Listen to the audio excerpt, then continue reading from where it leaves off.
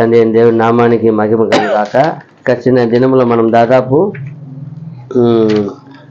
1 కొరింథీ 3 అధ్యాయంలో 5 వచనం వరకు మనం ధ్యానించాము. ఈరోజు 6వ వచనం ధ్యానిస్తాం. 6వ వచనం ఏముందండి? నేను నాటి తిని అపోల్లో నీళ్లు పోసెను, వృద్ధి కలగ చేసిన వాడు దేవుడే. ఎంత మంచి విషయాన్ని చెప్తున్నారంటే, నేను నాటి తిని అపోల్లో నీళ్లు పోసాను, వృద్ధి చేసిన వాడు దేవుడే. చూసారా? ఎందుకు పౌలు గారు నేను నాటి తిని అపోల్లో నీరు పోసి ఎందుకు అలా చెప్తారని చూసినప్పుడు దేని గురించి ఆయన చూస్తున్నాడు అంటే, ఆ సంఘము ఒక పరిస్థితి. ఆ సంఘము ఎలా ఉన్నారంటే, దేవుని చిత్తము ఆయన ఏం చేశాడు? మొట్టమొదటిగా ఆ కొరింథీ పట్టణంలో వెళ్ళి ఒక క్రైస్తవుడిగా వెళ్ళిన మొదటి వ్యక్తి అంటే అపోస్తలుడైన పౌలు ఉంటాడు. ఆయన వెళ్ళి ఆయన ఏం చేశాడు? అక్కడ దేవుని ఒక చిత్తం ప్రారంభంగా ఆయన దేవుని ఆత్మ వలన ప్రేరణ వలన ఆయన హెచ్చరింపబడి అక్కడ ఉండి సత్య సువార్త ఏం చేశారు? ఫస్ట్ విత్తారు. విత్తిన తర్వాత అక్కడ ఏర్పడింది? కొందరు సహోదరులుగా ఏర్పడినప్పుడు ఆ సహోదరుల ఐక్యతను ఏముగా చెప్తాం మనము? సంఘము. అదిదా దేవుడి ఏర్పాటు.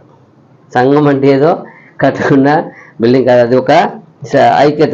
కొందరు దేవుని పిల్లలుగా ఏర్పాడైన వాళ్ళనే సంఘం అంటారు. అది చెప్తున్నాడు. నేను నాటిదిని అంటే ఏం చేశారు? పౌలు గారు అక్కడ ఒక ఐక్యతగా ఏర్పరిచి అక్కడ నుండి కొంతకాలం తర్వాత ఆయన వేరే ప్రాంతానికి వెళ్ళిపోయేటప్పుడు అపోలో దగ్గర ఏం చేశారు? అపోలో దగ్గర అప్పగించారు. అపోలో ఏం చేశారు? ఆయనకి ఇచ్చిన దేవుని ప్రేరేపణ, దేవుని వాక్య స్వార్థ మూలంగా ఆయన అక్కడ ఉండే వాళ్ళు ఏం చేశారు? కొందరిని బలపరిచి అక్కడే దేవుని నందు వాళ్ళని ఎదిగింప చేసి ఒక సంఘాన్ని నడిపే ఒక సేవకుడుగా నడుపుతూ ఉన్నాడు.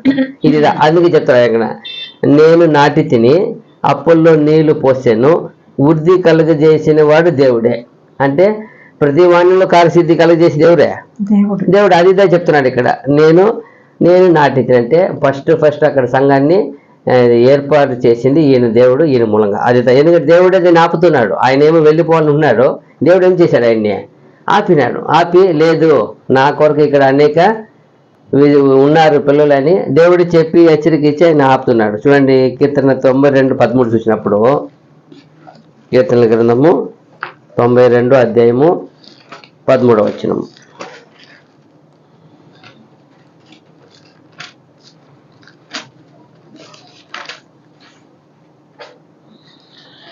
యెహోవా మందిరములో నాటబడిన వారై వారు మన దేవుని ఆవరణములలో వర్ధిల్లుదురు. అదిదా ఎవరు నాటబడిన వారే అంట? యెహోవా మందిరములో నాటబడిన వారై వారు మన దేవుని ఆవరణములలో వర్ధిల్లుదురు. అదిదా అంటే ఆ అపోల్లోకి ఒక సువార్త ఇచ్చారు, అది సువార్త చేశారు, కొందరు నడిపించారు, ఐక్యపరిచి ఈయనకి ఇచ్చారు. ఈయన ఏం చేశారు? దేవుని సువార్తని చెప్పి ఆయన ఆత్మ ప్రేరణ వల్ల కాపాడు. అయితే ప్రతి వాడిని విశ్వాసం పుట్టించే దేవుడే. ఆయనంతా బలపరిచి. చూడండి, యెషయా 55:10-11 చూస్తే కూడా, యెషయా గ్రంథము 55వ అధ్యాయము 10-11. వర్షమును హిమమును ఆకాశం నుండి వచ్చి అక్కడికి ఎలాగో మరలక భూమిని తడిపి విత్తువానికి విత్తనమును భుజించువానికి ఆహారమును కలుగుటకై అది చిగిర్చి వర్ధిల్లునట్లు చేయును, అలాగే నా నోట నుండి వచ్చి వచనమును ఉండును. అదిదా అలాగనే అన్నారు. అంటే దేవుడు ఏర్పరిచిన నేల మీద విత్తనం విత్తితే ఖచ్చితంగా ఏం చేయాల్సిందే? అది చిగురించి మొలిచి అది ఫలం ఇవ్వాల్సి. అలాగే నా వాక్యము వెళ్ళి ఏం చేస్తుందా దాని పనిని అలాగే చేస్తుంది అన్నారు. అప్పుడు ప్రతి హృదయంలో దేవుడు వాక్యం వేసిన హృదయం ఏం చేయాలి? అన్నిటినీ ఆటోమేటిక్గా హృదయం దాన్ని పరిశీలిస్తుంది. ఎందుకంటే హృదయానికి దేవుడు అలా పని నియమించాడు. అలానే ఇది ఎలా భూమి అంటో నేల మీద పడిన విత్తనం ఎలా రీతిగా మొలుస్తుందో, హృదయంలో వెళ్ళిన వాక్యముని పరిశీలించేదానికి ఏం చేస్తాడు? హృదయం. అందుకంటాడు ప్రతి హృదయం వాడిని ఏం చేస్తుందంట? కోరుకుంటాయంట. అన్ని మేలు చెయ్యి, ఇది చెయ్యి, అది చెయ్యి, నాకు మేలు చేయని కోరుకుంటాయంట. అది చెప్తున్నాడు ఇక్కడ. ఏమంటున్నాడు? 11వ వచనము, నిష్ఫలముగా నా యొద్దకు మరలక అది నాకు అనుకూలమైన దాన్ని నెరవేర్చును, ఆ, నేను పంపిన కార్యమును సఫలము చేయును. అది పంపిన కార్యమును సఫలం చేస్తుంది. అదే దేవుని వాక్కు. అప్పుడు ఎవరుదా వచ్చి ఏం చేయాలి? అందుకంటారు నేను నాటి తిని అంటే నేను దేవుడిచ్చిన పని చేసినాను. అప్పట్లో నీరు పోసాడు. వృద్ధి చేసేది ఎవరే? దేవుడు. గాడ్ అంటాడు. చూడండి 2 కొరింథీ 3:5 అది చదివినా కూడా సరిపోతారు మనకి. 3 అధ్యాయము 3, 4, 5 అవచనం కూడా అలాగే ఉంది. రాతి పలక మీద గాని ఉమ్, సిరాతో గాని ఉమ్, వ్రాయబడక ఉమ్, మెత్తని హృదయములు ఉమ్, అను పలకల మీద ఉమ్, జీవము గల దేవుని ఆత్మతో ఉమ్, మా పరిచర్య మూలముగా ఉమ్, వ్రాయబడిన క్రీస్తు పత్రిక అయి ఉన్నారని ఉమ్, మీరు తేటపరచబడుచున్నారు. ఉమ్, క్రీస్తు ద్వారా ఉమ్, దేవుని ఎడల మాకెట్టి నమ్మకము కలదు. ఉమ్, మా వలన ఏదైనా అయినట్లుగా ఆలోచించుటకు ఉమ్. మా అంతటా మేమే సమర్థులమని కాదు, కాదు, మా సామర్థ్యము దేవుని వల్లనే కలిగి ఉన్నది. అదిదా మా సామర్థ్యం. ఇదిదా ప్రతి సేవకుడికి ఉండవలసిన గుణము. అక్కడే చెప్తున్నారు. మీరేమనుకుంటున్నారు? మేమేమో గొప్ప జ్ఞానివని, గొప్ప ఏమో దేవుని ఏమి ఇది దిగిందని కాదు. ఏమి మా సామర్థ్యం ఎక్కడ ఉంది? దేవుని వల్లే కలిగింది. దేవుడికి ఏ పని ఇస్తే వాళ్ళు చేయిపోతారు. ఎవరి ఆత్మ ఇస్తే వాళ్ళు పని చేయిపోతారు. అది చెప్తున్నాడు ఇక్కడ. తర్వాత వచనం ఏముంది? 7వ వచనము. మరణ కారణమగు అది కాదు, మామూలు కొరింది 3:7. కాబట్టి వృద్ధి కలగజేయు దేవునిలోనే కాని నాటువానిలోనైనను నీళ్లు పోయువానిలోనైనను ఏమీయూ లేదు. అదే చెప్తున్నాడు. ఎందుకంటే ఇక్కడ ఎందుకు ఇలా చెప్తారంటే పౌలు ఎందుకు ఇక్కడ చాలా గొప్ప విషయాన్ని మాట్లాడుతున్నట్టే, నాటువాణిలో లేదు, నీరు పోసేవాణి లేదు, వృద్ధి కలుగజేసే దేవుని వల్లే ఆగుతుందంటే, ఇప్పుడు ఈ ఒక పనిని ఇచ్చింది ఎవరు? దేవుడు ఇచ్చాడు. అది చెప్తున్నాడు. నేను ఒక పనివాడుగా నన్ను ఆయన పిలిచి ఆయన ఒక పరిచయం ఎన్నుకొని ఆయన ఇచ్చినాడు. ఆయన పని ఆయన ఒక తోటలో పని చేయడానికి. ఇప్పుడు అందుకే చెప్తాడు, ఆయన ఇచ్చిన పని నేను చేయాలా, నాదేముంది అంటున్నాడు ఆయన. ఈ యొక్క వచనాన్ని ఈ రోజుకును ఆ రోజుకును అర్థం చేసుకునే క్రైస్తవులు చాలా మంది ఉన్నారు. ఎందుకని చూసినప్పుడు ఇప్పుడు ఒక 100 మంది కానీ, ఒక 500 మంది కానీ, ఒక 1000 మంది కానీ ఒక్కటిగా చేరే ఒక మంచి ఒక భవనాన్ని, ఒక కట్టడాన్ని దేవుడు ఒకరికి ఇచ్చారనుకోండి. ఒకరికి మంచి 100 మందికి, 500 మందికి, 1000 మందికి బోధించే మంచి వాక్కు చేతులు ఇచ్చారనుకోండి. మంచి సువిశేషాన్ని బోధించి, కానీ ఆయన కట్టడం ఆయనకి దేవుడు ఇచ్చినందు మాత్రం ఆయన అందరినీ కూర్చోబెట్టి స్వార్థ చెప్పేంత మాత్రం ఏమైపోదు, పరిపూర్ణత కాదు. అది నా పని అయిపోయిందని చెప్పలేడు. తర్వాత బోధించే అతను కూడా నాకు 1000 మంది స్వార్థ చెప్పి అన్ని సబ్జెక్ట్ చెప్పి వాళ్ళని దేవుని ఒక పిల్లలుగా చేసి వాళ్ళకి ఒక ఏమి జ్ఞానస్థానం ఇచ్చి వాళ్ళని విశ్వాసంగా మార్చేసినాను సరిపోయిందంటే కాదు. సరిపోతుందా? దేవుడిచ్చిన ఒక సామర్థ్యం, దేవుడిచ్చిన ఒక ఆశీర్వాదం, ఒక 1000 మంది కూడుకునే సంఘముగా ఏర్పరిచింది దేవుడే. ఆ సోమతి ఆయన కట్టుకునే స్థలం ఇచ్చింది దేవుడే. ఈయనకి బోధకుడికి ఆ దేవుని యొక్క ఆత్మ ద్వారా అన్ని మందికి సువార్త చెప్పి వాళ్ళని రక్షణకి నడిపించేది దేవుడే. అతనిలో దేవుని ఆత్మ, ఇతనిలో దేవుని ఆత్మ. విశ్వసించిన ప్రతి ఒక్కరు కూడా ఎవరు ఉన్నారు? దేవుడు ఉంది కదా. విశ్వాసమును పుట్టించేవాడును దాన్ని కొనసాగించేవాడని యేసు ఏం చేయాలి? ఆయనే కదా, ఆయన వైపు చూడాలి. అప్పుడు అది కాకుండా వీళ్ళేం చెప్తారు, మాకు సంఘం ఏర్పడి మేము సత్యం చెప్పాను, మేము అవి ఏర్పరిచాం కదా, ఇది గొప్ప ఒక ఇదే సరిపోయింది. ఆ తర్వాత ఈ బోధించే వాళ్ళు ఏం చెప్తారు, మేము జ్ఞానస్థానం వరకు వాళ్ళకి తీసుకువచ్చి ఇచ్చాం కదా, రక్షణ చెప్పేసాం కదా, మా పని అయిపోయింది. అయితే ఈ పౌలు ఏం చెప్తారు, మీరు ఎలా చూడండి, యెషయా 40:10 చూసినప్పుడు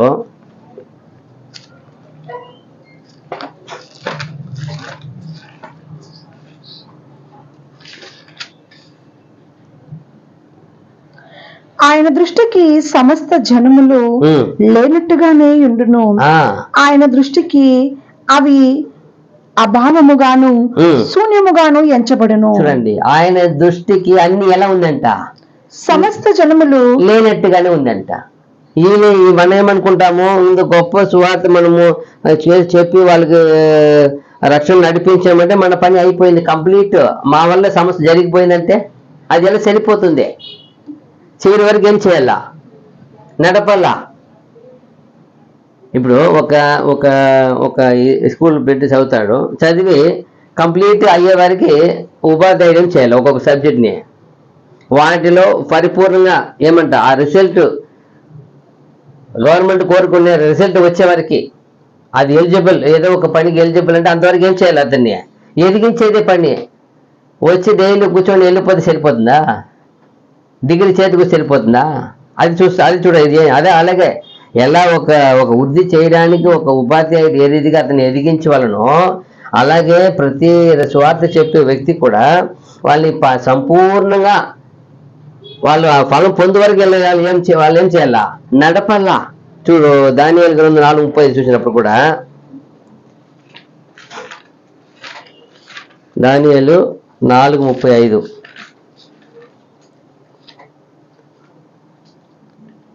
భూనివాసులందరూ ఆయన దృష్టికి ఎన్నికకు రానివారు. ఆయన పరలోక సేన ఎడలను భూనివాసుల ఎడలను తన చిత్తము చొప్పున జరిగించేవాడు.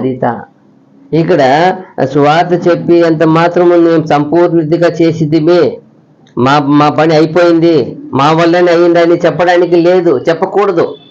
ఎందుకో ఆయన ఏమంటాడు అక్కడ? ఏమంటాడు? సమస్తము భూనివాసులందరూ ఆయన దృష్టికి ఎన్నికకు రానివారు.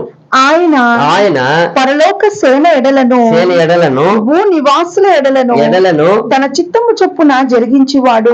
తన చిత్తము చొప్పున జరిగించేవాడు. ఎవరు జరిగించేది? ప్రతి వాని చిత్తము దేవుడు. సత్య సువార్త చెప్పేంత మాత్రం కాదు, మన సత్యంలో కూర్చోబెట్టి నడిపేంత మాత్రం కాదు. మన పని ఎంత? అంతవరకు. ఉపాధ్యాయుడు ఎంతవరకు నేర్పిస్తాడు? ఆయనకి ఇచ్చిన ఆయన ఒక పరిధి వరకే. తర్వాత వాళ్ళలో కార్యసిద్ధి కలగజేసేది ఎవరే? అది చెప్తున్నాడు ఇక్కడ గలతీ 6:3 చూసినప్పుడు కూడా.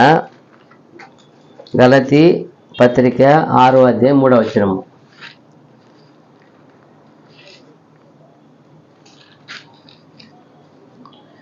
ఎవడైనను వట్టివాడై ఉండి తాను ఎన్నికైన వాడనని ఎంచుకుని ఎడల తన్ను తానే మోసపరుచుకొనును. అదిదా.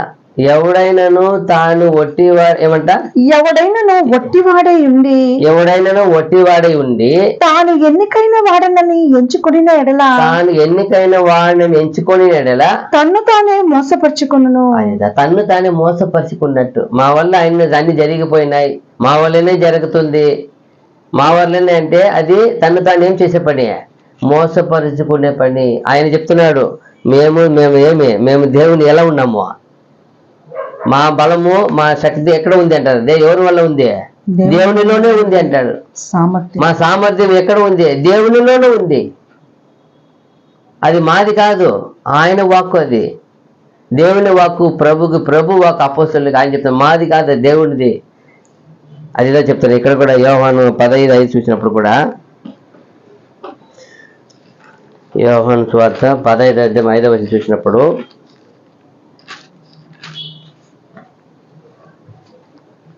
ద్రాక్షవల్లిని నేను, తీగలు మీరు. ఎవడు నా యందు నిలిచియుండునో, నేను ఎవని యందు నిలిచియుందునో వాడు బహుగా ఫలించును. నాకు వేరుగా ఉండి మీరేమీ చేయలేరు. ఆయనలో ఉంటేనే మనం ఏం చేయవచ్చు? ఫలించవచ్చు. యేసు నామము లేకుండా, యేసు వాక్యం లేకుండా, యేసు దేవుని యొక్క ఆత్మ లేకుండా, యేసు ఆత్మ లేకుండా ఏమండి ఒక వాక్యం ఉంది, క్రీస్తు ఆత్మ లేనివాడు శాపగ్రస్తుడు ఉంది. అప్పుడు క్రీస్తు వాక్యము, క్రీస్తు నామము, క్రీస్తు ఆత్మ ఇవి లేకపోతే ఏం చేయగలుగుతాం మనము? మనలో ఎవరు చేసేది? అందుకే ప్రభు అంటాడు, నేను మరణించితిని, తిరిగి లేచితిని, నేను సదాకాలం మీతో యుగ సమాప్తి వరకు తోడే ఉంటాను. ఆయన ఉన్నాడు, ఆయన ఆత్మస్వరూపిగా ఉన్నాడు. ఆయన వాక్కు మాతో ఉంది. ఆ వాక్కు ఉంటే ఆయన ఉన్నాడు. అది చెప్తున్నాడు ఇక్కడ ఏమంట? అందరిలోనూ దేవుని జ్ఞానము, బుద్ధి, వివేచన, సత్యమును గ్రహించే తనము, విశ్వాసము, రక్షణ ప్రతి వాణిను కలగజేసేది దేవుడే. ఏమంటాడు? ప్రతి వాణిలో కలగజేసేది దేవుడే. అందుకే ప్రభు దీన్ని గ్రహించి ప్రభు అన్నాడు, నేను పిలిస్తే వస్తున్నానని చెప్పినారా? ఆయన విని అయితే ఏమన్నాడు? తండ్రి ఆకర్షించిన ఎడల ఎద్దకు ఎవడు? అప్పుడు ఏమి ఉద్దేశం? అప్పుడు ఎవరు వాక్ వెళ్తా ఉంది? నాకన్నా ముందు ఒక ఆయన పంపించి సిద్ధపరిచారు. అప్పుడు ఎవరు చెప్పాలా? నేను వస్తానని నన్ను గురించి నేను చెప్పాను. నాకన్నా ముందు ఒక నేను చేశారు మార్గదర్శిగా, సరళం చేయవాడుగా, మార్గాన్ని సరళం చేయవాడుగా యోహాను పంపి ఆయన ఈయనకన్నా ముందు సువార్త చెప్పారు. ఆయన ఎవరు సువార్త? ఈయన గురించి చెప్పారు. అందుకే అంటాడు, నాది కాదు అది, నాకు రాబోవాడిది అంటారు. ఆయన గురించి చెప్తాను. ఆయన చెప్పుల వారు ఇప్పటికి నాకు అర్హతలు. ఎంత గొప్ప సేవకుడు! ఎలా చెప్పారు? ఎంత తగ్గించుకున్నాడు! వచ్చి రాబోవాడు నీవానా, లేదా వేరే కాచుకోండి, నేను కాదు ఇంకొకరు వస్తున్నాడు. ఆయన చేత ఏముంది? ఆయన చేత చేతిలో ఉన్నది. ఆయన బాగుగా కళ్ళం ఏం చేస్తాడు? శుభ్రం చేస్తాడు. తన గోధుమలను తన కొట్టులోని చేర్చుకుంటాడు. పొట్టుని వేసి అగ్నిలో ఏం చేస్తాడు? ఎవరిని గురించి చెప్పారు? యేసు ప్రభు గురించి గొప్పగా చెప్పిన సేవకుడు ఆయన. ఆయన చెప్తాడు, ఆయన చెప్పులు వారు విప్పుట్టుకుని నాకేం లేదు ఎంత ఎంత తగ్గింపు! అదిదా సేవకుడు లక్ష్యం. అందుకే అన్నాడు ఆయన, ఈ భూమిలో యోహాను కంటే గొప్పవాడు, స్త్రీలో నరుడు యోహాను కంటే గొప్పవాడు లేడు, ఇంకా పుట్టలేదు, లేదు. అది ఎందుకో ఆయన తగ్గించుకుని ఆ సేవకత ప్రభు తన ఇచ్చిన సేవని చక్కగా చేశారు. ఆయన వంతు ఏమి చేయాలనో చక్కగా చేశారు. అలాగే చేసినంత మాత్రం కాదు, తగ్గించుకొని చేశారు. అందరూ చేశారు. కొందరు ఆయన ఎలా తగ్గించి అలా చూస్తున్నాం ఇక్కడ. అలా చేసేది కావాల. కాబట్టి వృద్ధి కలుగజేయి దేవునిలోనే కానీ నాటువానిలోనైనాను నీళ్లు పోయేవానిలోనైనాను ఏమీ లేదు. ఏమీ లేదు. ఒక పాత్ర లాగా నీళ్లు పోసి ఏముంది? ఒక పాత్ర ఎత్తుకొని పోసేసి సరిపోతుంది. పనివాడు చేస్తాడు. ఆయన వృద్ధి కలుగజేసి ఎవరు? ఆయన. అదే చెప్తున్నాడు ఇక్కడ చక్కగా. 8వ వచనము, కొరింథీ 3:8. నాటువాడును నీళ్లు పోయేవాడును ఒక్కటే, ప్రతివాడు తాను చేసిన కష్టము కొలది జీతము పుచ్చుకును. చూసారా ఎంత చక్కగా చూడండి. వాడును నీళ్లు పోయేవాడును ఒక్కటే, ఒక్కటే. ప్రతివాడు తాను చేసిన కష్టమును కొలది జీతం పుచ్చుకొనును. అదిదా అంటే ఏమని అర్థము? వీళ్ళంతా జీతకాళ్ళు, పనివాడు ఏమి పాత్రుడు? జీతమునకు పాత్రుడు. అది చెప్తున్నాడు పౌలు. చక్కగా వివరిస్తున్నాడు. ఎందుకు ఇలా వివరిస్తున్నాడంటే చూస్తే, నాటువాడును నీరు పోసేవాడు ఒక్కటే ఉన్నారంట. వాళ్ళు ఒక్కటే, జత పని వాళ్ళే ఇద్దరు. వాళ్ళు తన చేసిన పనికి తగిన కూలిని పొందుకుంటారు. ఎందుకు ఇలా చేస్తున్నాడు? ఇలా ఎందుకు పౌలు మాట్లాడుతుంటే, క్రీస్తు ఒక సంఘము ఒక కట్టణముగా ఏర్పాటు చేస్తున్నాడు ఆయన. ఇక్కడ కొందరు ఏమనుకుంటారు? ఒక ఐక్యతగా ఒక సహవాసం ఏర్పాటు చేసేస్తే అది మాత్రం చాలా గొప్పది అనుకుంటారు. ఇక్కడ చూసినప్పుడు అలా ఉంది. అలా చెప్తారు. కొందరు అనుకుంటారు ఒక సహవాసమే ఏర్పాటు చేసి వెళ్ళిపోయాడు చూసుకోమని. అది ఏర్పాటు చేసి వెళ్ళిపోతుందా? ఒక చెట్టు అన్ని పెట్టేసి చెట్టు పెట్టి సరిపోతుందా? పెట్టేసి నేను వెళ్ళిపోయినా మీరు రోజు నీళ్ళు పోసేసాను మళ్ళీ నెక్స్ట్ ఇయర్ చూస్తామంటే ఉంటుంది చెట్టు? ఏం చేయాలి చెట్టుని? ఎందుకు కంపేర్ చేస్తున్నాడు చెట్టుకే? ఇక్కడ చూసినప్పుడు నాటువాడు నీళ్ళు పోయేవాడు ఒక్కటే. తన పని అక్కడ చూడాలా? నాటేసి వెళ్ళిపోయి మళ్ళీ నెక్స్ట్ ఇయర్ వస్తే ఎలాగో అలాగే చెప్తున్నాడు. సంఘం అనేది కూడా ఒకసారి ఒక కట్టడమడి కట్టి ఏర్పాటు సరిపోతుందా? ఒక ఐక్యంగా కూర్చి సరిపోతుందా? రోజు ఏం చేయబడాలా? వాక్యం అనే సారంలో, వాక్యం అనే నీరు ఏం చేయాలి? బాగవాళ్ళకి పోసి ఆ వాక్యంలోనే పెంచాలా. అది చెప్తున్నాడు. ఇక్కడ ఏమనుకుంటారు కొందరు, సంఘం ఏర్పడేది సరిపోతుంది, సత్య సువార్త చెప్పేది సరిపోతుంది అంటే నా పని అయిపోయింది అనుకుంటారు. అలా కాదు.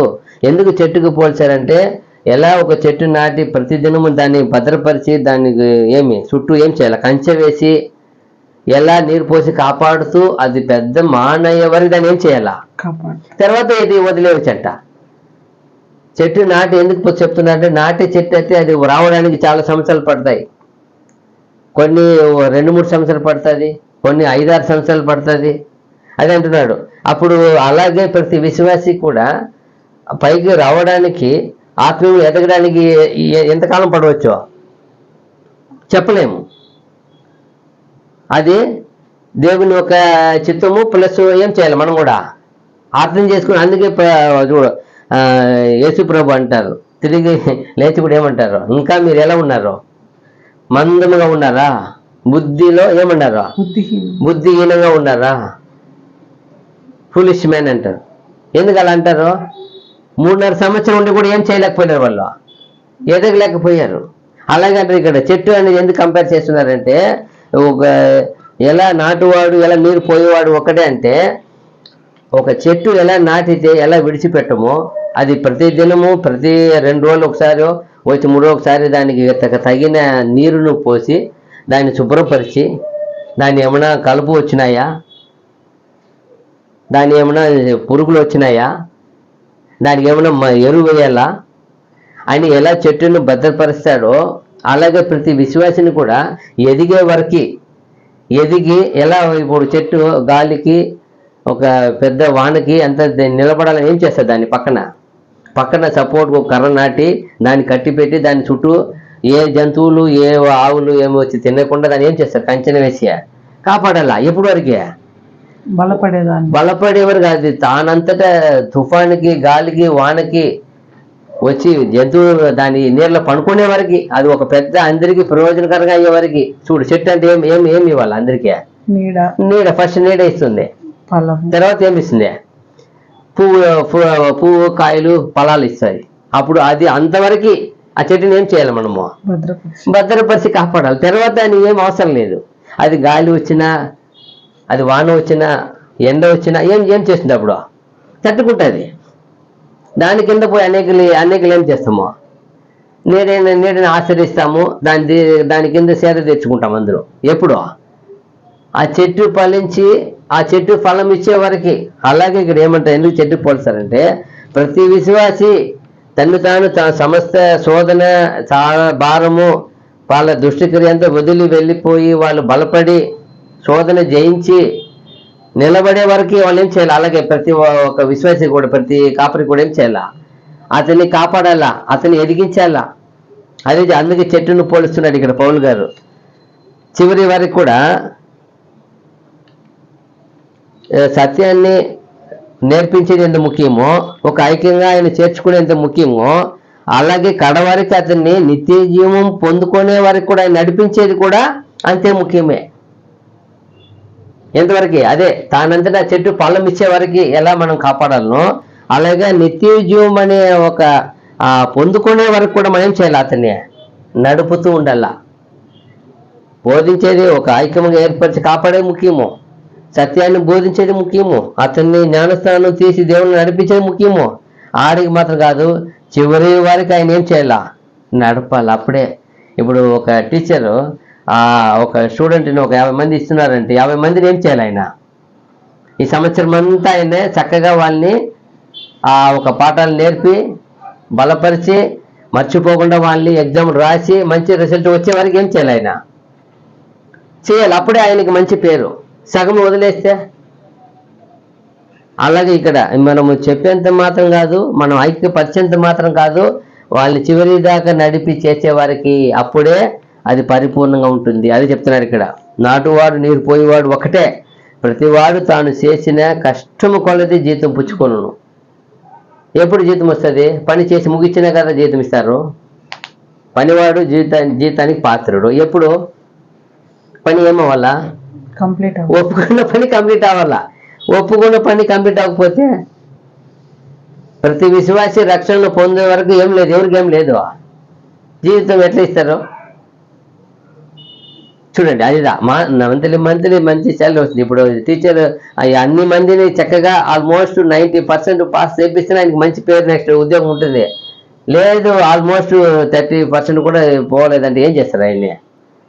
నువ్వు ఏరేమన్నా పోయి పని చూసుకోబా, ఈ పనికి నువ్వు ఏం లేదు, నువ్వు ఉపాధి చేయడానికి లాగిలేవు. ఎందుకో ఏంది? మంచి 50 మంది ఇస్తే 15 మంది కూడా పాస్ కాలేదు. వై అప్పుడు ఈ జాబ్కి ఏం లేదు, నీకు అర్హత లేదంటే తీసేస్తారు. అలాగే అప్పుడు మనము వచ్చిన ప్రతి ఒక్కరిని కూడా దేవుళ్ళు నిత్యత్వానికి నడపడమే అదిదా రక్షణ అనేది, అదిదా సంపూర్ణమైన రక్షణ. అదిదా ఇక్కడ చక్కగా చెప్తున్నాడు ఆయన. ఏమనుకుంటారు ఇక్కడ అందరూ ఆయన సత్యం నేర్పితే చాలు, వాళ్ళని ఐక్యపరిస్తే చాలు అనుకుంటారు. సత్యం నేర్పించి చివరి వరకు నడిపించేదే దేవుని చిత్తము. ఇదిదా దేవుని కోరుకునేది. అదిదా యేసుప్రభు చేసింది. యేసుప్రభు తిరిగి లేచుకుని 40 రోజులు ఎందుకు ఉన్నారు ఇక్కడ? వాళ్ళని బలపరిచి ఎందుకు వాళ్ళు ఏం కాలేకున్నారు, ఇంకా బలపడకుండా ఉన్నారు. అందుకని 40 రోజులు పరలోకం పోకుండా నిలిచి అయినా ఇక్కడ ఏం చేస్తున్నారు? అందరినీ బలపరుస్తున్నారు. బలపరిచి వాళ్ళ దగ్గర వాళ్ళకు పరిపూర్ణంగా అయిన తర్వాత వాళ్ళ దగ్గర ఏం చేస్తున్నారు? మాట వాళ్ళ దగ్గర కన్ఫర్స్ చేసుకొని వెళ్తున్నారు. వాళ్ళు అప్పుడు నిలబడినాకనే అదిదా చూస్తున్నారు. అదిదా మనం కూడా చూడాలా. 1 కొరింథీ 3:14-15 చూసినప్పుడు కూడా, పునాది మీద ఒకడు కట్టిన పని నిలిచిన ఎడల వాడు జీతము పుచ్చుకొనును. ఎప్పుడు జీతము ఇస్తారంట? ఒకడు కట్టిన పని నిలిచిన ఎడల అప్పుడు జీతము పుచ్చుకొనును. ఒకని పని కాల్చివేయబడిన ఎడల వానికి నష్టము కలుగును. అతడు తన మట్టుకు రక్షింపబడును గాని అగ్నిలో నుండి తప్పించుకున్నట్టు రక్షింపబడును. తన మట్టు రక్షింపడతాడు. అయితే ఏం లేదు, నష్టం కలుగుతుంది. ఒకడు ఎప్పుడు జీతం పుచ్చుకుంటాడంటే తాను కట్టిన పని చేసిన పని ఏముండాలా? ఫుల్ నిలిచి ఉండాలా. విశ్వాసి మీద ఆధారం చేసి కడుతున్నావు. విశ్వాసి నీకు నిత్యజీవం పొందుకునే నడిపాలి కదా. నిత్యజీవం పొందకుండా సగంలో వెళ్ళిపోతే నీకు లిస్ట్ చెప్పేసి వచ్చేసినాయా? నేను 1000 మంది చెప్పాను, నేను 1,00,000 మంది చెప్పాను, సరిపోతుందా? ఏమైనారు 1000 మంది? ఏమైనారు? ఎక్కడ లిస్టు? ఎక్కడ? అదే ఒక పని నిలిచిన ఎడలా నిలవకుండా ఏమీ లేదు. ఎవరు పని నిలిస్తేనే దానికి జీతం పుచ్చుకుంటాడంట. దానియేలు 12:3.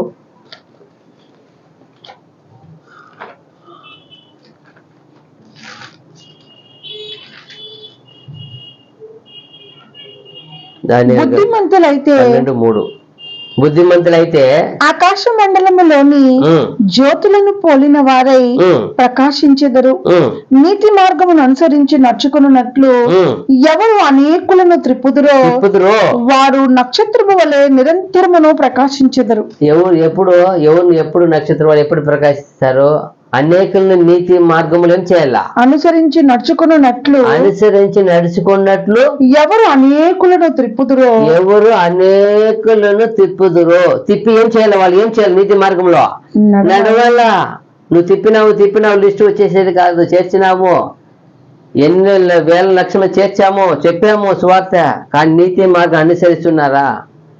కౌంట్ కావాలి ఆయనకి, క్వాంటిటీ కావాలి ఆయన, కానీ క్వాంటిటీ కాదు క్వాలిటీ కావాలా. ఎక్కడ? అది చెప్తున్నాడు. ఏమంటే అనేకులని నీతి మార్గం అనుసరించి నడుచుకున్నట్లు ఎవరు అనేకులను తిప్పుదురో వారు నక్షత్రం వలె నిరంతరమును ప్రకాశించెదరు. అప్పుడుదా నిరంతరమైన మహిమ ఇస్తారు. నువ్వు సేవ చేసి అయిపోయినా కూడా నీకు లేచి నక్షత్రం వలె నిన్ను ప్రకాశింపచేస్తారు. ఎప్పుడు? అనేక నీతి మార్గం నడిపించాలా, తిప్పాలా. నీతి మార్గంలో ఉన్నారా? నీతిని బోధించామా, సత్యం బోధించామా, నడిపించామా? ఏమంటారు? బిడ్డను కన్నంత మాత్రం సరిపోతుందా? అమ్మనైనా బిడ్డను ఏం చేయాలి? లాస్ట్ వరకే మంచివాడుగా ఎదిగించాలా.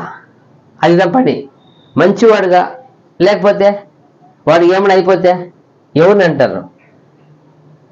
అదిదా. అలాగే నేను కూడా యేసుక్రీస్తు అనే ఒక ఆయన బిడ్డగా మనము అందరూ చేర్చేటప్పుడు ఏం చేయాలా? నడపాలి లాస్ట్ వరకే.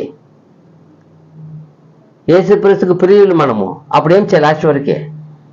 అందుకే ఆ పౌలు ఒకసారి అంటారు, నేను క్రీస్తు నిమిత్తం మిమ్మల్ని ఏం చేశాను? నేను కన్నాను అంటారు ఆయన. క్రీస్తుని మీలో ధరింప చేయ వరకు నేనేం చేశాను? ప్రసవ వేదన పడ్డాను అంటారు ఆయన. అది అనేకులు నీతి మార్గములో తిప్పివాడు, నడిపించకపోతే అప్పుడు కంప్లీట్ ఉండాలి. అప్పుడు ఏం అర్థం? ఇక్కడ కంప్లీట్ లాస్ట్ స్టేజ్. అది లాస్ట్. నాటు వారి గురించి మాట్లాడలే, నీరు పోసిన గురించి మాట్లాడలే. ఇక్కడ ఇప్పుడు లాస్ట్ కావాలా యోహాను సువార్త 4:36.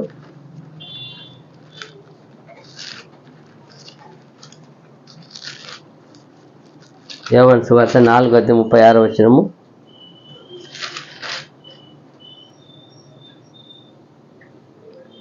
విత్తువాడును కోయివాడును కూడా సంతోషించున్నట్లు కోయివాడు జీతము పుచ్చుకొని నిత్య జీవార్థమైన ఫలము సమకూర్చుకొనుచున్నాడు. అదిదా ఏమంట బాగా చెప్తాను. ఏమంట విత్తువాడును కోయివాడును కూడా సంతోషించున్నట్లు కోయివాడు జీతము పుచ్చుకొని నిత్య జీవార్థమైన ఫలము సమకూర్చుకొనుచున్నాడు. అదిదా అప్పుడు అప్పుడు నాటిన వాడు కోయువాడు వరకు ఏం చేస్తున్నాడు? ఆయన వెయిట్ చేస్తున్నాడు. ఆ పంట వారికి దాచి కాపాడుతున్నాడు. అదే కదా అలా విత్తువాడును కోయివాడును కూడా అదిదా.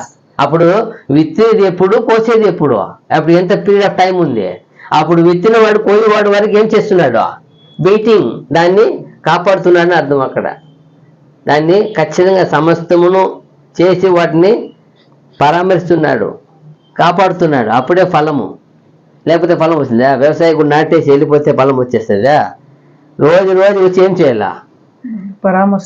ఏ పక్షి రాకుండా, ఏ జంతువులు రాకుండా, ఏవి తినివేయకుండా వాటికి అన్ని విధాల భద్రత చేయాలా. దానికి ఎండ ఎక్కువ వచ్చినాక నీరు కట్టాలా, ఎండ లేకపోతే నీరు తీసేసి ఎండ పడేట్టుగా చేయాలా. ఎన్ని ఉన్నాయి. అదే చెప్తున్నాడు ఇక్కడ. 1 పేతురు 5:2-3-4. 1 పేతురు 5వ అధ్యాయము 2-3-4 వచ్చిన. బలము చేత కాక దేవుని చిత్త ప్రకారము ఇష్టపూర్వకముగాను దుర్లాభ అపేక్షతో కాక సిద్ధ మనస్సుతోను మీ మధ్యనున్న దేవుని మందను పై విచారణ చేయిచు దాన్ని కాయుడి. ఎలా అంట? దేవుని మంద, అది ఫస్ట్ ఆఫ్ ఆల్ ఎవరు? అది దేవుని మందని పై విచారణ చేయించు దానిని కాయుడి. మీకు అప్పగింపబడిన వారి పైన ప్రభువులైనట్టు ఉండక మందకు మాదిరులుగా ఉండుడి. ఏమంట? మందకు మాదిరులుగా ఉండుడి. ఎంత బాగా చెప్తారు చూడండి. ఇదిదా ఇక్కడ లేదని చూస్తున్నారు. ఆ సంఘం పరిస్థితి అలా లేదు. అది చూపిస్తే ఈ రోజు చాలా సంఘం పరిస్థితి కూడా అలాగే ఉంది. అది చెప్తున్నాడు. మీకు మందిరికి ఏముండాలా? మాదిరిగా ఉండాలి. చదవండి. మీ మధ్యనున్న దేవుని మందను పై విచారణ చేయిచు దాన్ని కాయుడి. మీకు అప్పగింపబడిన వారి పైన ప్రభువునైనట్టు ఉండక మందకు మాదిరులుగా ఉండుడి. మరలా ప్రధాన కాపరి ప్రత్యక్షమైనప్పుడు మీరు వాడబారని మహిమా కిరీటము పొందుదురు. మీరు అదిదా ఎప్పుడు? మందికి మాదిరిగా ఉన్నప్పుడు, పై విచారణ బాగు చేసినప్పుడు. మందని ఏం చేయాలి? దేవుని మంద. అది దేవుని మందని ఎలా చేయాలా? బాగుగా కాయాలా, మాదిరిగా ఉండాలా. మందికి ఏముండాలా? మాదిరి ఉండాలి. అప్పుడు ఏమంట? మనకి పై వాడు ఉన్నాడు కదా, ఎవరు? ప్రభు వచ్చినప్పుడు ఏమిస్తాడంట? ప్రధాన కాపరి ప్రత్యక్షమైనప్పుడు మీరు వాడబారని మహిమా కిరీటము పొందుదురు. చూడండి, మీరు వాడబారని మహిమా కిరీటం పొందుదురు. ఎప్పుడు పొందుతారు? మందని మాదిరిగా ఉండి మందని కాచినప్పుడు, మందిని ఏర్పాటు చేసినప్పుడు చెప్పలా, మందిని సమకూర్చినప్పుడు చెప్పలా, మందికి మీరు బాగా బోధించి బాగా మేపారు బలపరిచారని చెప్పలా. మంది ఏమై ఉండాలా? మాదిరిగా మంద బాగా ఉండాలా. దేవుని మందు జాగ్రత్తగా కాయాలా. అది చెప్తున్నాడు. 4 వరకు అయిపోయిందా? చూడండి. తర్వాత 9వ వచనము 3:9 కొరింథీ. మేము దేవుని జత పని వారమై ఉన్నాము, మీరు దేవుని వ్యవసాయమును దేవుని గృహమునై ఉన్నారు. ఎంత మంచి విషయం చెప్తారు చూడండి ఇక్కడ పౌలు గారు. నిజంగానే మేము దేవుని జత పనివారమై ఉన్నాము, మీరు దేవుని వ్యవసాయమును దేవుని గృహమునై ఉన్నారు. ఎంత కంపేరింగ్ అండి, ఎంత అండి నిజంగానే ఇంతనా. ఎందుకు పౌలు ఎందుకు ఇలా మాట్లాడుతున్నాను చూసినప్పుడు, ఆ కొరింథీ సంఘంలో ఒక జనము సువార్త చెప్పిన వాళ్ళని అపోస్తులు ఏం చేస్తున్నారు, గొప్ప వాళ్ళుగా ఎంచుకొని వాళ్ళను ఒక లీడర్గా వాళ్ళు ఏం చేస్తున్నారు, తలైవర్గా ఏమంటారు, అది పెద్దలుగా ఎన్నుకొని వాళ్ళనే గొప్ప వాళ్ళుగా వాళ్ళు వెంబడిస్తున్నారు. వాళ్ళ మాటని ఏం చేస్తున్నారు, విశ్వసిస్తున్నారు. వాళ్ళ మాటగా, అది ఎవరి మాటగా ఎత్తుకుంటున్నారు, వాళ్ళ మాటగా ఎత్తుకుంటున్నారు. అది దాని పొరపాటు లేదు, అది చెప్తున్నాడు. అప్పుడు అంటున్నారు, మేము ఎవరో కాదప్ప, మేము ఎవరు అనుకుంటున్నారు, మీరు అనుకున్నట్టు ఏదో గొప్ప లీడరో తలెవరు ఏదో పెద్ద కాదు, మేము ఎవరు దేవుణ్ణి జత పనివారమయ్యా. ఆయన చాలా ఇదిగా చెప్తున్నాడు ఆయన. ఎందుకు అలా చెప్పే పరిస్థితి వచ్చింది అంటే, సంఘంలో అలాంటి పరిస్థితి అయిపోయింది.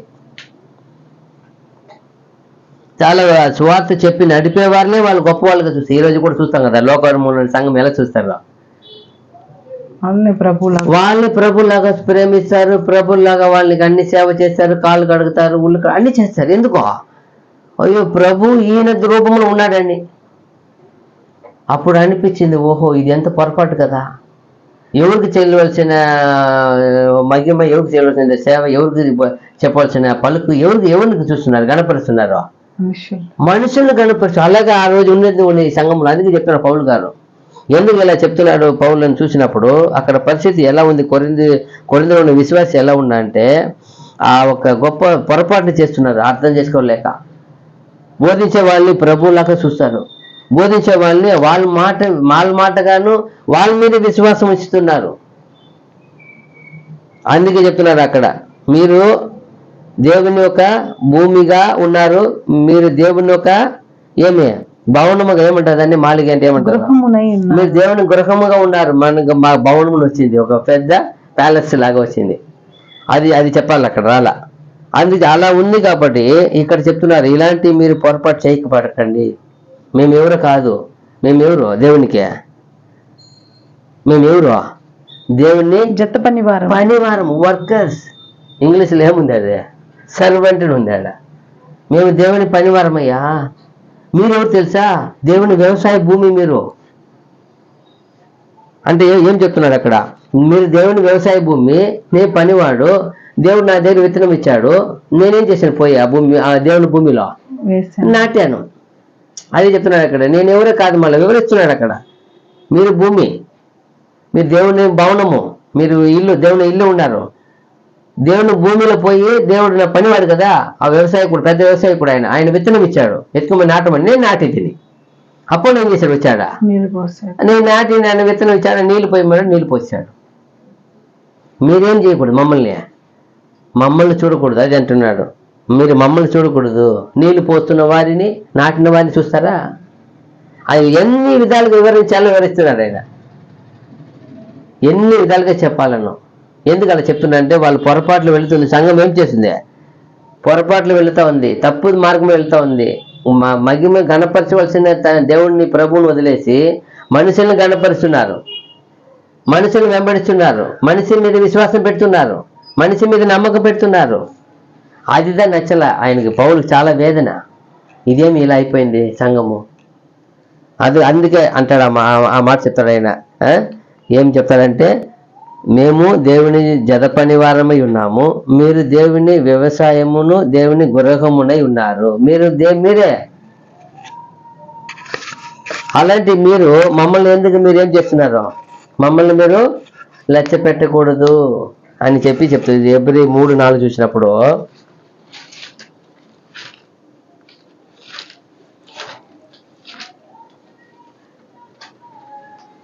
ప్రతి ఇల్లును ఎవడైనా ఒకని చేత కట్టబడును, సమస్తమును కట్టినవాడు దేవుడే.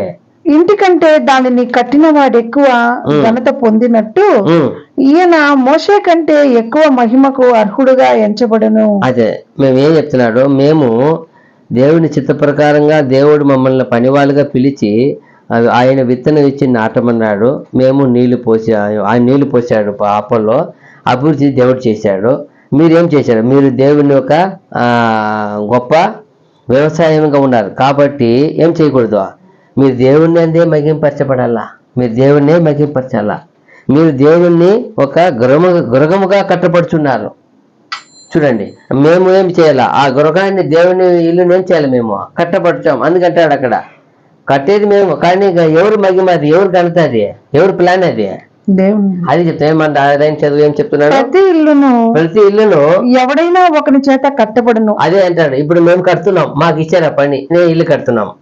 తర్వాత సమస్తమును కట్టినవాడు దేవుడే. సమస్తము కట్టినవాడు దేవుడే. ఏమర్థము? ప్లాన్ ఇచ్చింది ఆయనే, వస్తువు ఇచ్చింది ఆయనే, అన్ని తెచ్చి ఇచ్చింది ఆయనే. కట్టమన్నాడు, అంతవరకే మా పని వాళ్ళకి కడుతున్నాం. తర్వాత ఇంటికంటే దానిని కట్టిన వాడు ఎక్కువ ఘనత పొందినట్టు.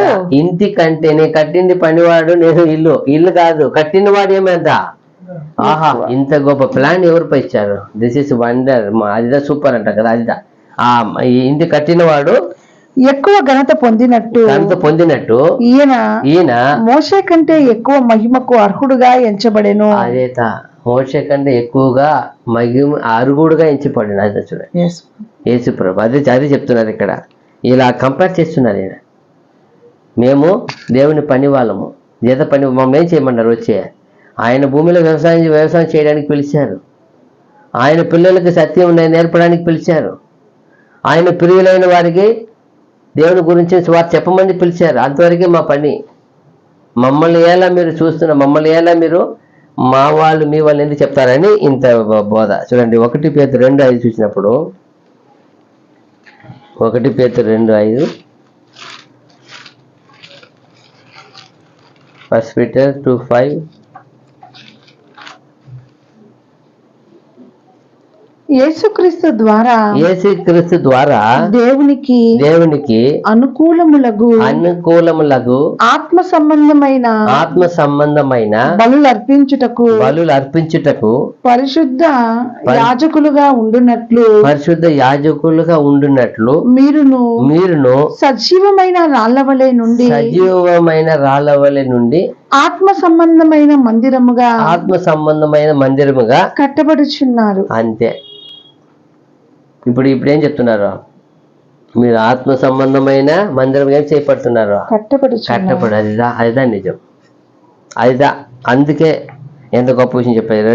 ఎఫెసీ 2:20, ఎఫెసీ పత్రిక 2వ అధ్యాయము 20, 21, 22 3 వచనాలు. క్రీస్తు యేసే ముఖ్యమైన మూలరాయి ఉండగా అపోస్తలులను ప్రవక్తలను వేసిన పునాది మీద మీరు కట్టబడి ఉన్నారు. అదిదా చెప్పారు. ఎంత గొప్ప విషయాన్ని, ఎంత మర్మంగా, ఎంత నైస్గా మాట్లాడుతున్నాడు. ఏమంటే ఎవరెవరు చేసిన పునాది అంటే అది క్రీస్తు యేసే ముఖ్యమైన మూలరాయి చేసి దానికి ముఖ్యమైన మూలరాయి ఆయన ద్వారానే. ఆయన లేకుండా ఏమీ చేయలేము. ఆయన ద్వారా అపోస్తలులను ప్రవక్తలను వేసిన పునాది మీద మీరు కట్టబడి ఉన్నారు. అదిదా ఎంత చక్కగా వివరించారు చూడండి. మేము కాదుపా, మేము చెప్పినామని మమ్మల్ని చూడకూడదు. సత్యం ఎరిగి కూడా, సత్యం అంగీకరించి కూడా ఈరోజు అలాగే ఇది నా బోధ, ఇది నీ బోధ, ఇది మన బోధ, ఇది మనం చేసాము, అది చేసాము. ఎవరు ఆయన అంటున్నాడు ఎంత చక్కగా చూడు. క్రీస్తు పునాది. ఎవరెవరు వేసిన ఈ పునాది అంట? ఎవరు? అపోస్తలులను ప్రవక్తలను వేసిన పునాది మీద. అంటే ఏం అర్థము? వాళ్ళ ద్వారా ఈ గ్రంథం ఏం చేయబడింది? దాదాపు 40 మంది పైగా ఆత్మ ద్వారా ప్రేరేపింపబడి ప్రవక్తల నుండి అపోస్తలు ఏం చేశారు? వీటిని అది చెప్తున్నారు అక్కడ. అందుకంటున్నారు అపోస్తలులను ప్రవక్తలను వేసిన పునాది మీద మీరు కట్టబడి ఉన్నారు. పునాది అంటే ఏమర్థం? ఇదే ఈ ఫౌండేషన్, ఈ గ్రంథం, పరిశుద్ధ గ్రంథము 2 ఉన్నాయి కదా, పాత నిబంధన, కొత్త నిబంధన. అది చెప్తున్నారు. ఆ ఒక పునాది మీద మీరు కట్టబడుచున్నారు. ఎలా కట్టబడుచున్నారు? ప్రతి కట్టడమును ఆయనలో చక్కగా అమర్చబడి. ఎలా అంట? ప్రతి కట్టడము ఆయనలో, ఎవరిలో? యేసుక్రీస్తు పునాది. ఆయనలో చక్కగా అమర్చబడి ప్రభునందు పరిశుద్ధమైన దేవాలయముగా దేవాలయం ఉండుటకు వృద్ధి పొందుచున్నది. ఆయనలో మీరు కూడా ఆత్మ మూలముగా దేవునికి నివాస స్థలమై ఉండుటకు కట్టబడుచున్నారు. చూసారా? అయిపోయిందా? అదిదా. ఎక్కడ? ఆత్మ మూలంగా నివాస స్థలం ఉండుటకు మీరు దేవునికి నివాస స్థలముగా, దేవునే మనలో నివాసం చేసే ప్లేస్ ఎక్కడ? ఆయన ఏర్పరచుకున్న ఆ పునాది, అదే యేసుక్రీస్తు. ఆయన ద్వారా ఇవ్వబడిన వాక్కు, ఆ జీవ వాక్కు, నేనే మార్గం సత్యం జీవం అన్నాడే, అదిదా. వాళ్ళ ద్వారా చెప్పబడిన సత్య విషయాన్ని మనం నేర్చుకొని వస్తున్నాం. మనది కాదు పునాది. చాలా మందికి ఇది వాక్యం అర్థం కాలే, అందుకే నాది నీది అంటారు. మనది అది అనకూడదు, ఇది దేవునిదే. ఆయన ఎంత గొప్ప సేవకుడు, ఎన్ని పుస్తకాలు రాసిన వ్యక్తి చెప్తున్నాడు ఆ మాట.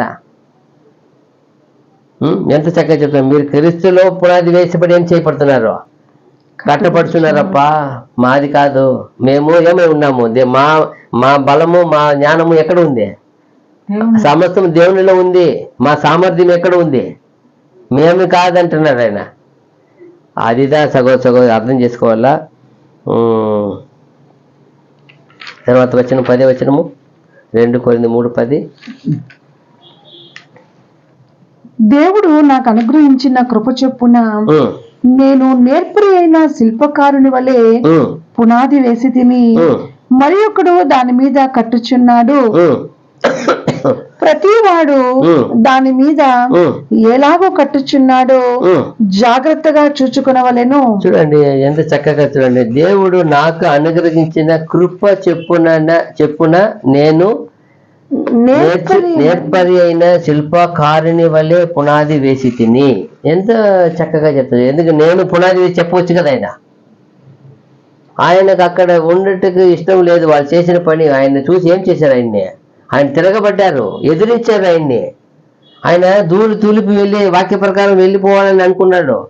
ఆ రాత్రి ప్రభు వచ్చి ఆయనతో దర్శనంతో మాట్లాడతారు. ఇక్కడ పౌలా, నువ్వు భయపడకు, నాకు ఇక్కడ అనేక జనం ఉన్నారప్ప, నువ్వు ఇక్కడే ఉండు, ఇక్కడ ఏం భయపడకు, నీ మీద ఎవరు చెయ్యి వేయరు, నీకు నేను తోడే ఉంటాను, నువ్వు ధైర్యంగా ఏం చెయ్య. సువార్తను చెప్పినాడే, ఆ మాట ఖచ్చితంగా అర్థం చేసుకుని గ్రహించాడు. ఆయన ఒప్పుకున్నాడు. అవును ప్రభు, నాకు ఇష్టం లేదు, వెళ్ళడానికి సిద్ధపడి నువ్వు నన్ను ఆపినావు. అప్పుడు ఎవరు పని అది? అది చెప్తున్నాడు. దేవుడు నాకు అనుగ్రహించిన కృప చెప్పుననే. ఇది దేవుని కృప, అది ఎదుకొని వచ్చింది ఆయన్ని. ఆయనకు లోబడ్డాడు ఆ మాటకి. వేరే వాళ్ళ మీద వెళ్ళిపోండా, నిన్నుకు పొమ్మంటే ఇంకొక ఏమైనాడు, వేరే మార్గం వెళ్ళిపోయిన దర్శించగలి. అలాంటి కాదు ఈయన. చూడండి, చెప్పిన వెంటనే మరుసటి రోజు వెళ్ళిపోవాలనుకున్నాడు. రాత్రే దర్శించాడు ప్రభు, దర్శనమిచ్చాడు, ఆగిపోయినాడు. ఆగిపోయి ఇంత సువార్త చెప్పి ఇన్ని మంది వచ్చింది ఎవరి వల్ల అంటాడు ఆయన. అదే చెప్పాను, దేవుడు నాకు అనుగ్రహించిన కృప చెప్పుననే నేను నేర్పరి అయిన శిల్పకారుని వలె పునాది వేసి తిని చెప్పి, మరి ఒకడు దాని మీద అంటే ఏమి అర్థము? ఆయన పునాది అంటే ఒక ఏర్పరిచి వెళ్ళిపోయిన తర్వాత ఆయన అప్పగించారు ఇంకొక ఆయనకి. ఆయన ఏం చేస్తున్నాడు? మరి ఒకడు దాని మీద కట్టుచున్నాడు. ప్రతివాడు దాని మీద ఎవడు ఎలాగో కట్టుచున్నాడో జాగ్రత్తగా చూసుకోవాలంట. చూసుకోకపోతే ఇప్పుడు ఈయన మంచి ఒక పెద్ద ఒక భవనం లాగా, ఒక అందమైన పెద్ద ప్యాలెస్ లాగా రావాలని పునాది వేశాడు. పునాది వేసిన తర్వాత అక్కడ ఏం జరుగుతుందంటే,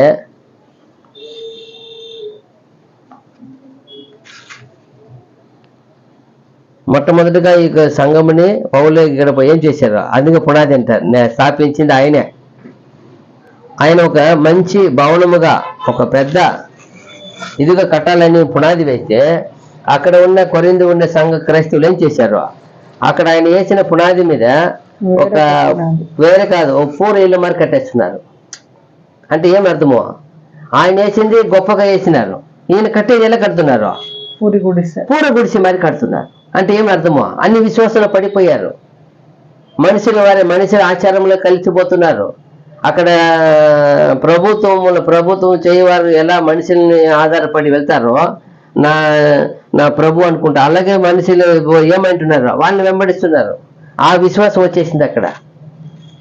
అందుకే అప్పుడు ఆవిడ కట్టేది ఎలా ఉందంటే, అందుకే చెప్తున్నాడు, అందుకే ప్రతివాడు దాని మీద ఎలాగ కట్టుచున్నాడో జాగ్రత్తగా చూచుకోవడం వలన. అంటే ఎందుకు అంటున్నాడో, జాగ్రత్త పడలేదు ఎందుకంటారో, అప్పుడు అజాగ్రత్తగా ఉన్నారని, నిర్లక్ష్యత ఉన్నారని.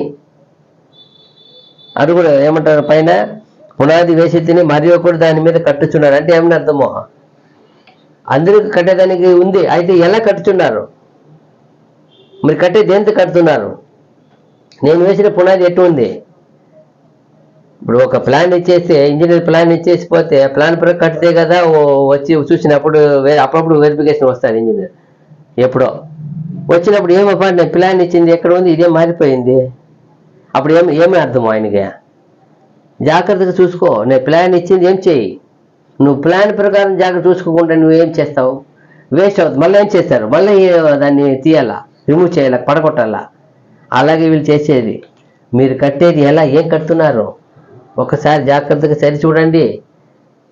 మీరు కట్టేది సరిలేదు. నేను భవనంగా ఏర్పాటు చేసి పునాది వేసి ప్యాలెస్ లాగా రావాలంటే మీరు పూర్వ గుడిసిన రేకులు వేసుకుంటే సరిపోతుందా? నేను లక్షల మందికి పునాది వేస్తే మీరు 10 మందికి 5 మందికి వేసుకుంటారా, సరిపోతుందా? అంటే అది ఆయన వేసిన ప్లాన్ చాలా పెద్దది, అది అందరికీ ఎప్పుడు ఎవరికైనా సరిపోయేది వేసిన పెద్దది వేశారు. ప్రభు మార్గం ఎలాంటిది, అందరూ ఏం చేయాలా, దేవుడి మార్గం ప్లాన్ అది, అందరూ రక్షణ పొందాల. కొందరు కానీ ఏదో ఒక ఊరు కానీ ఏదో పట్టణం కానీ కాదు, అందరూ. అందుకే ప్రభు వచ్చి ఇచ్చినప్పుడు ఏమన్నా ఆయన గురించి, ఇదిగో లోక పాపం మోసుకుపోయే దేవుని గొర్రె పిల్ల, అలాంటి ప్లాన్ దేవునిది. ఈయన ప్లాన్ అదే, అందరూ రక్షించే మారి మీరు ఏర్పాటు చేయండి. వీళ్ళు చిన్నగా అంటే వీళ్ళు ఏమైపోయారు, ఆ ఒక లోకంలో కలిసిపోయి వాళ్ళు మరే లోకస్తు వల్లే ఆలోచిస్తున్నారు, లోకం వల్లే వెంబడిస్తున్నారు, లోకం వల్లే విశ్వాసం ఇస్తున్నారు, లోకం వల్లే మనుషుల మీద నమ్మకం పెట్టేస్తున్నారు, మనుషుల్ని ఒక నాయకుడిగా ఎంచుకుంటున్నారు, నాయకుడిగా పోల్చి మాట్లాడుతున్నారు. ఎవరుగా నాయకుడు ఎవరే మనకి, ప్రభువే మనకి, ఆయన గురువు, ఆయన మాస్టరు. అయితే చెప్తున్నాడు ఇక్కడ. అయితే ఈ కొరింథీ క్రైస్తవులు కట్టేది వాటిలో తరం ఇలా ఏమీ లేదు, దాని క్వాలిటీ కూడా లేదంట. అంటే తక్కువ మట్టిలో రాయి పెట్టి కడితే ఎలా ఉంటుంది, మట్టి పెట్టి కడితే ఎలా ఉంటుంది, ఉంది కదా, బ్రిక్స్ ఉంది, మామూలు ఇటుక రాయి ఉంది, సిమెంట్ రాయి ఉంది, మామూలు కాసి రాయి ఉంది. ఏది స్ట్రాంగ్ ఉండేది, స్టోన్ కాస్ట్లీ ఉండేది, బాగా స్ట్రాంగ్ ఉండేది. మట్టి వేసి కడితే అదే కట్టేది కూడా క్వాలిటీ లేదంట, క్వాలిటీ ఉండాలి కదా. మట్టి వచ్చి మంచి నీరుకి వచ్చి ఏమైపోతాయి, మట్టి నీరు వచ్చి బాగా నిలిచిపోయింది అంటే ఏమైపోతుంది, మట్టి కరిగి వెళ్ళిపోతుంది. అని స్టోను దేనికి కరగదు, వెళ్ళిపోవద్దు, అంత స్ట్రాంగ్ అని చెప్తున్నాడు. 1 తిమోతి 4:16 చూసినప్పుడు, 1 తిమోతి 4:16 నిన్ను కూర్చొని నీ బోధన కూర్చొని జాగ్రత్త కలిగి ఉండుము. అదే చెప్తున్నాడు, నిన్ను కూర్చి నీ బోధ కూర్చి జాగ్రత్త కలిగి ఉండుము, వీటిలో నిలకడగా ఉండుము, నీవిలాగు చేసి నిన్ను నీ బోధ వినువారిని రక్షించుకొందువు. అదిదా ఇప్పుడు నీ బోధ చెప్తున్నావంటే ఆ బోధ ద్వారా ఏం చేయబడాలి, వాళ్ళు రక్షింపబడాలి. అది దాకా కంప్లీట్ రక్షింపలేకపోతే అక్కడ ఏముంది అర్థమో, నీ బోధలో జాగ్రత్త పడలేదు అర్థమో. చెప్తున్నా, నిన్ను గురించి నీ బోధ గురించి ఏం చేయి, నువ్వు ఫస్ట్ ఆఫ్ ఆల్ జాగ్రత్త పడు. అవి ఎందుకు జాగ్రత్త పడాలా, అది సంపూర్ణమైన రక్షణ కార్యం జరిగేట్టుగా ఉండాలా, రక్షణ మార్గం నడిపేట్టుగా ఉండాలా, రక్షణ పొందుకునేట్టుగా ఉండాలా, నువ్వు బోధించే రక్షణ కలిగేట్టుగా బోధించాలా.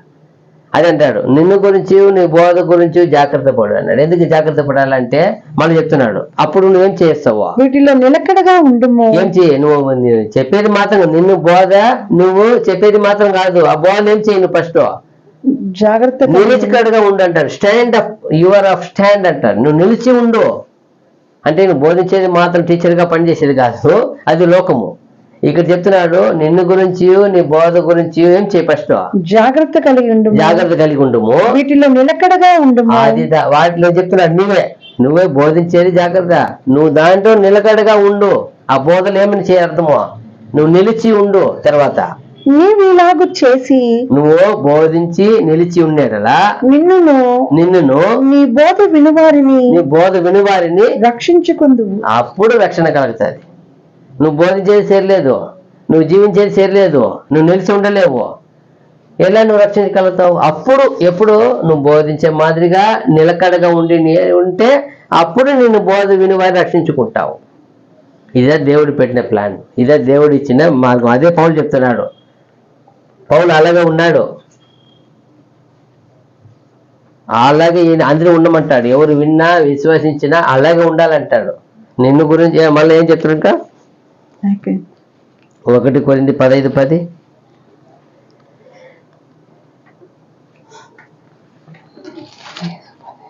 1 కొరింథీ 15:10.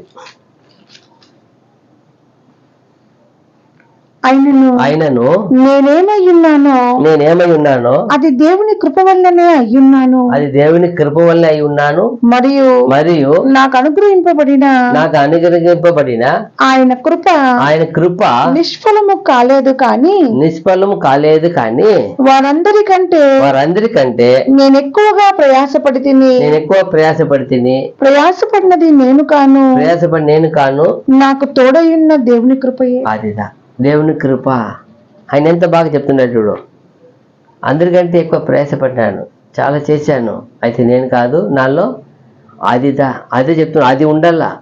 నేను కాను నేను కాను ఎలా చెప్తున్నాడు. నేను లేదు ఇక్కడ, నేను అంటే పోయా, నేను కాను, నేను లేదు, నేను ఏమి లేనివాడు. అందుకే ఏమంటాడు, మీరు ఏమని చెప్పమంటాడు ప్రభు, నేను నిష్ప్రయోజనం వాడినని చెప్పండి. ఎందుకు అలా చెప్పమంటాడు, అది నిజం. ఇక్కడ అదే చెప్తున్నాడు ఈ పౌలు గారు. నేను కాను, నాలో ఉన్న దేవుని ఆత్మయే, దేవుని కృపయే, దేవుని ఆత్మ అలా చేసింది. మనలో ప్రతి వాడిని చేసి కూడా అదే. చూడండి 2 తిమోతి 2:15.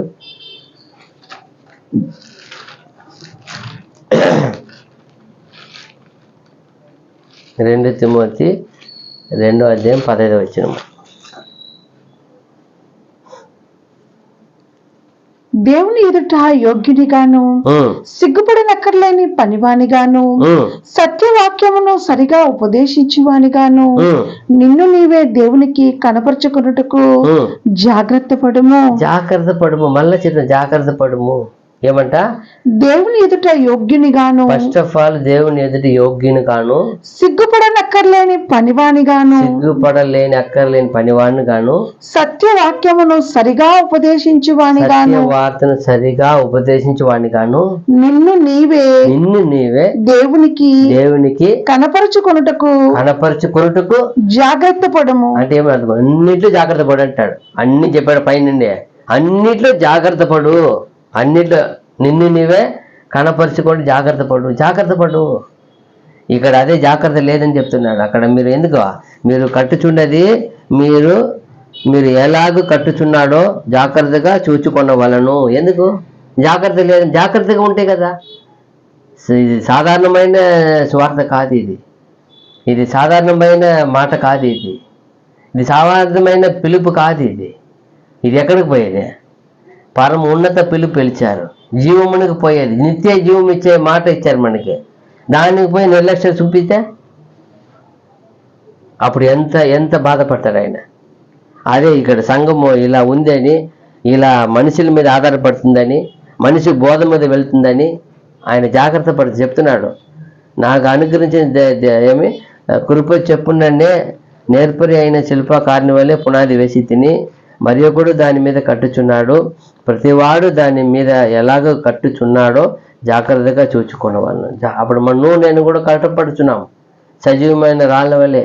అప్పుడు మనం ఎలా కడుతున్నాం అని మనం ఏమి జాగ్రత్త చూచుకోవాలంట. 11వ వచనము 1 కొరింథీ 3:11. వేయబడినది తప్ప మరి యొక్క పునాది ఎవడును వేయనేరడు. ఈ పునాది యేసుక్రీస్తే. అదే ఎంత బాగా చెప్తాను చూడు, వేయబడినది తప్ప మరి ఒక పునాది ఎవడును వేయనేరడు, ఈ పునాది యేసుక్రీస్తే. అది చెప్తున్నాడు.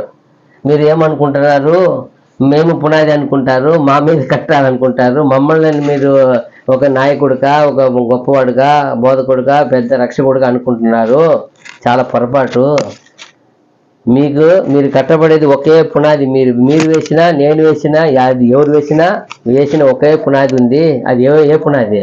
యేసుక్రీస్తే అని గుద్ది చెప్తున్నాడు ఆయన. బల్ల గురించి చెప్తున్నాడు చూడు, వేయబడినది తప్ప మరి ఒక పునాది ఎవడును వేయనేరడు, ఈ పునాది యేసుక్రీస్తే. ఎంత చక్కగా చెప్తున్నారు చూడు ఆయన. మీరు ఎవరెవరి మీద కడతారు, ఎవరెవరి మీద నమ్మకం చేస్తారు కదా, నమ్మకం ఏమైంది? ఎవరెవరి మీద ఉంచారు కదా, తప్పు అయిపోతుంది. అది చెప్తున్నాడు. అందుకే ఈ కొరింథీ క్రైస్తవులు అనేక బోధకుల మీద, అనేక సభ నడిపించే నాయకుల మీద, ఆ పెద్దల మీద ఏం చేశారో చాలా నమ్మకం పెట్టేస్తున్నారు. వాళ్ళని పొగుడు, వాళ్ళని హెచ్చిచ్చేది, వాళ్ళని అన్నిటికీ వాళ్ళని మాదిరిగా పెట్టుకునేది, వాళ్ళని వెంబడించేది, వాళ్ళ మాటలను. ఈరోజు ఎలా లోకంలో హీరోయిన్స్ ఫాలో చేస్తారు కదా లోకం, చాలా మంది ఫ్యాన్స్ అని ఎంత పడిపోయి. ఆ రోజులో సంఘంలో ఈ పరిస్థితి ఉంది. నేను అతన్ని వెంబడిస్తాను, ఇతన్ని వెంబడిస్తే జీవం ఇచ్చిన ప్రభువు వదిలేశారు, రక్షించిన ప్రభువును వదిలేశారు, రక్షణ వాక్కు ఇచ్చిన ఆయన వదిలేశారు. మనుషుల్ని వెంబడిస్తున్నారు. ఏమి మాత్రము ప్రయోజనం లేని, ఒక్కటి ఏమంటావే, తెలుపుని నలుపుగా చేయలేని, నలుపుని తెలుపు ఏమి చేయలేని మనిషిని నమ్ముతున్నారు. అదే బాధపడుతున్నాడు ఇక్కడ. అందుకే చెప్తున్నాడు, వాళ్ళని ఆజ్ఞాపిస్తున్నాడు. ఏమని? వేయబడినది తప్ప మరి ఒక పునాది ఎవడును వేయనేరడు, ఈ పునాది యేసుక్రీస్తే అని ఆర్డర్ ఇస్తున్నాడు ఆయన. యెషయా 28:16 2 వచనాలు ముగిస్తాం. యెషయా గ్రంథము 28:16.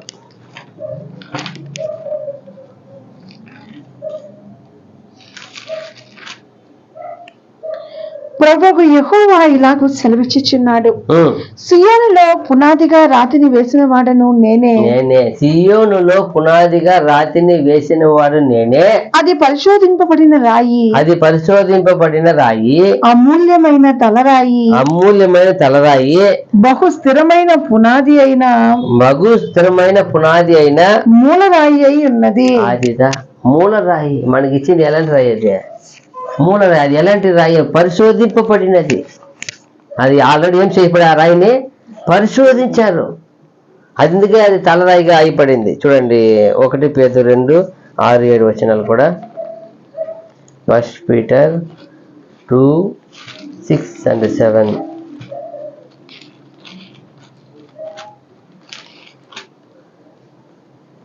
ఏలైనగా ఇదిగో నేను ముఖ్యమును ఏర్పరచబడినదియు అమూల్యమునగు మూలరాతిని సియోనులో స్థాపించుచున్నాను. చూసారా ఎలాంటిదంటే అది? ఇదిగో నేను ముఖ్యమును ఏర్పరచబడినది అమూల్యమునగు. ఏంటంటే అది అమూల్యమునగు మూలరాతిని సియోనులో స్థాపించుచున్నాను. మనకి ఇచ్చిన సాధారణమైనది కాదు, అమూల్యమైన రాయి, చాలా విలువైనది, చాలా వాల్యుబుల్. స్థాపించున్నాను. ఆయన యందు విశ్వాసం ఉంచువాడు ఏ మాత్రమును సిగ్గుపడడు. అది లేకుండా ఈ సంఘం ఎవరి మీద విశ్వాసం ఉంచింది? బోధకుల మీద, ఈ దేవుడు ఏర్పరచుకున్న పని వాళ్ళ మీద విశ్వాసం ఉంచేసింది. వాళ్ళని పెద్దలుగా, లీడర్గా అనుకునింది. అదే పొరపాటు. అని చెప్తున్నాడు అక్కడ. ఎవరు మీకు ఇచ్చాను నేను? ఈయన మీద విశ్వాసం ఉంచేవాడు ఏం చేయడంట? ఏ మాత్రము సిగ్గుపడడు. విశ్వాసం ఉంచడానికి ఒకరిని పంపించారు తండ్రి, ఆయనే ఈయన ప్రభు, యేసు ప్రభు. ఈయన మీద మాత్రం విశ్వాసం ఉంచాలా, మరి ఎవరి మీద ఉంచకూడదు. అక్కడ ఏమైపోయింది? సంఘంలో అనేకుల మీద విశ్వాసం వెళ్ళిపోయింది. నేను ఆయన చెందినవాడు, ఈయన చెందినవాడు, పౌలువాడు, కేఫవాడు, మరి ఒకడు అప్పులవాడు అని ఏదేదో పోతున్నారు. అదే అక్కడ చాలా బాధ కలిగింది ఆయనకి. అను మాట లేఖనమందు రాయబడి ఉన్నది. విశ్వసించుచున్న మీకు ఆయన అమూల్యమైన వాడు. విశ్వసింపని వారికైతే ఇల్లు కట్టువారు ఏ రాత్రి నిషేధించుతురో అదే మూలకు తలరాయి ఆయను. అంతే, మీరు విశ్వసిస్తే అది దాన్ని అద్దుకుంటే అది ఏమవుతుంది? అది మీకు ఏమవుతుందంటే అది విశ్వసించే వారికి అమూల్యమైన రాయి. అది అమూల్యమైన వాడు, అమూల్యమైన వాడు. విశ్వసించే వాడికి అమూల్యము, విశ్వాసం లేని వారికి తోసిపోయిన రాయి అది. 2 తిమోతి 2:19 ఒక వచనం ముగిచ్చేస్తాం. 2 తిమోతి 2వ అధ్యాయము 19వ వచనము. ఆయనను దేవుని యొక్క స్థిరమైన పునాది నిలకడగా ఉన్నది. ఆయనను దేవుని యొక్క పునాది స్థిరముగా నిలకడగా ఉన్నది. స్థిరమైన పునాది నిలకడగా ఉన్నది. ప్రభువు తన వారిని ఎరుగును అన్నది. ప్రభు నామమును ఒప్పుకొని ప్రతి వాడును దుర్నీతి నుండి తొలగిపోవలను అన్నది దానికి ముద్రగా ఉన్నది. అదే ముద్ర. ప్రభు వారిని అంగీకరించారు, మీరు ప్రభులో ఉన్నారు, ప్రభుని అంగీకరించారు, విశ్వసించారంటే దుర్నీతిని ఏం చేయాలి? పొత్తిగా తొలగిపోవాలనే ముద్ర అంట. తొలగకపోతే ఎవరికి వారు కాదు, మీరు ప్రభు వారు కారు, అంతే. ఎంత చక్కగా చెప్పేది కదా. కాబట్టి దేవుని చిత్తం వలన ఈరోజు కూడా దాదాపు ఒక 6 వచనాలు చూసాము. దేవుని చిత్తం అయితే రాబో దినములో మనం ఏం చేస్తాం? ఈ యొక్క కంటిన్యూ పాఠాలు చూస్తాం. ఈ సమయం ఇచ్చినందుకు దేవునికి మీ అందరికీ కూడా వందనాలు తెలుపుతున్నాను. ఆమేన్.